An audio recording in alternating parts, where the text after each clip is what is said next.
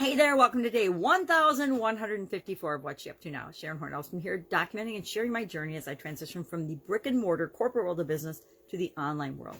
Today, I'm thinking about Apple routines and routines, not routines that Apple does, Apple the business and computer, but our idiom for supersize your business today was the apple doesn't fall far from the tree. And I actually really like this idiom, and there's a lot more in it that we can think about with respect to our businesses and how we're trying to show up and what we want to create in the world than we actually think. So that was a fun one to talk about today. Our 365-day challenge to do one thing every day that centers us. Boy, this is a weird filter. It turned this book purple, and it's really actually blue. And it's interesting because my fingernails I just got done, and they're purple. And I guess they still look kind of purple, but they look like they match the book way better than it does. So this is kind of fun, which means I'm probably kind of purple with sparklies all over my face.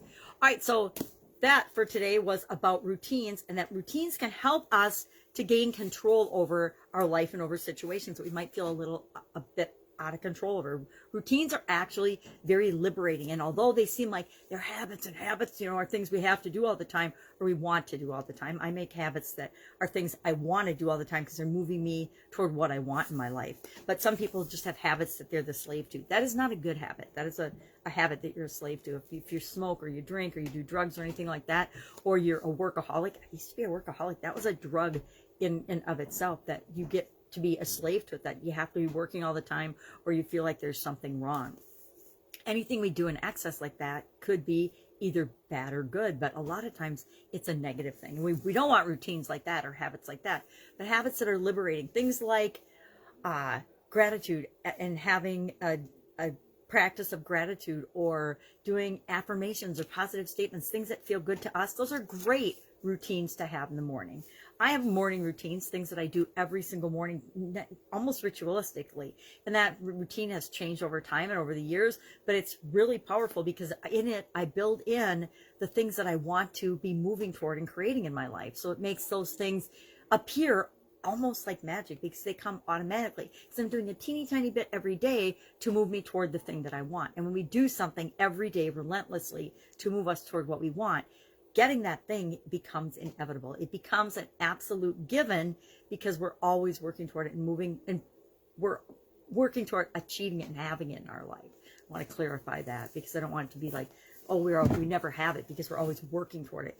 Now, the truth is, human nature is such that whenever we achieve something that we've wanted, we'll always want something more or something different. We always will. I mean, have you ever gotten a new car and you waited and you wanted that car and you imagined it, and then all of a sudden you have that car, and within about a week of the new car, you're already thinking about the next car or the next vehicle or the thing that you want. We do that in our relationships. We do that in our jobs, in our careers, in our businesses. We do that in our possessions and material things that we have in our life. How many of you have ever built a house and then after a little bit of time there, you realize, oh, I wish I would have done this differently?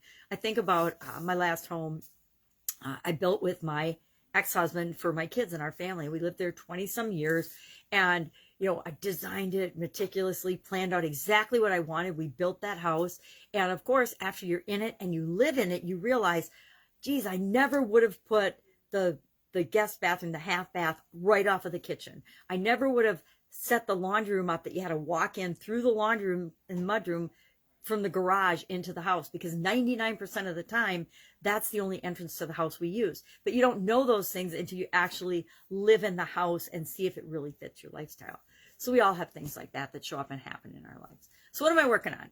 Get Up and Go Challenge. I think right after this, I'm going to make a quick video, even though I look like I got hit by a truck, to talk about the next Get Up and Go Challenge. Get Up and Go Challenge, 330-day challenge. I was doing all last year through COVID. We did it 6 times last year. I want to say 6 times last year. I did it in the month of February, and I'm going to do it again in the month of April. And then I don't know what's going to happen with that exactly. I haven't decided exactly the direction I'm going to take with that. I think I'm going to turn it into a paid program, a program where I help people and coach people through how do you make sure and how do you guarantee, using a framework called the SOAP framework, that you're always going to have a better result after a change or a challenge that you faced than before you experience that change or challenge? We're going to take things a lot of times that people think are bad or terrible or horrific in their life, like COVID-19 impacted a whole lot of people, like billions of people, mostly in a negative way. Yep, there are those people that came out of COVID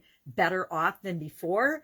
And wouldn't you want to be one of those people from now on going forward in your life? That's what this challenge is all about. So we're going to do it one more time. Hopefully we'll start loosening up and things will be getting better, at least here in the U.S. I live in Wisconsin, so there's different rules in every municipality practically for how we're handling and dealing with COVID. But we're all looking for change in a positive direction. And this challenge has been my gift to help people make that change, in addition to helping me keep moving and getting up and going throughout this transition period and this change. And guess what? This transition period is no longer a transition period, right?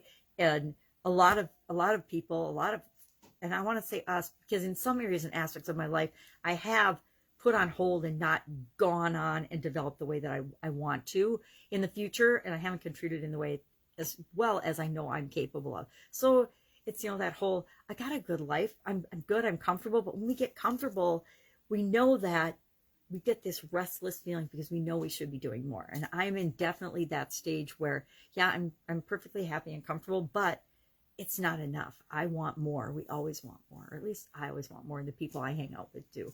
So that's all I've got today. Get Up and Go Challenge starts on Wednesday, April 1st. We'll go through May 1st because I do 30 plus, so 31 days I always do in my challenges. Not all of them. I've done 90-day challenges. I'm on, I think, my 5th 365 annual challenge. So I do all different length challenges for different things. Depending on what the thing is, will determine how long my challenges. I think I've been doing challenges for at least, well, probably most of my life. So for 40, 60 years probably, but probably the first 10 years I just dealt with stuff, figured it out, and, was rolling with the punches of life and figured those things out. So even though I would now call those things challenges, back at the time I thought it was just life and the way things worked. But I've been doing challenges for a long time. I've done literally hundreds and hundreds, if not thousands of them for myself and with other people, because they are the fastest, easiest way to create a result and a change that you want to see in your life right now, and to get you that jump start into momentum that will keep you, moving in the direction that you want to go. So I've got, if I can help in any way, hit me up in the comments below. Otherwise, I am going to get about my day. We've got friends and relatives coming in town, and so that's always fun. Have an awesome day. If I can help you in any way, ask in the comments below. Otherwise, I'll be with you tomorrow for another report on what I'm doing, as I transition from the brick and mortar world to the online world. And COVID, I will say that with respect to COVID, it has done a huge push to people that want their businesses and their livelihoods to survive beyond whatever happens outside of them, onto the internet, onto the World Wide Web. I don't know if anybody calls it World Wide Web anymore, but I do. All right, have a great day. I'll be with you tomorrow. Bye.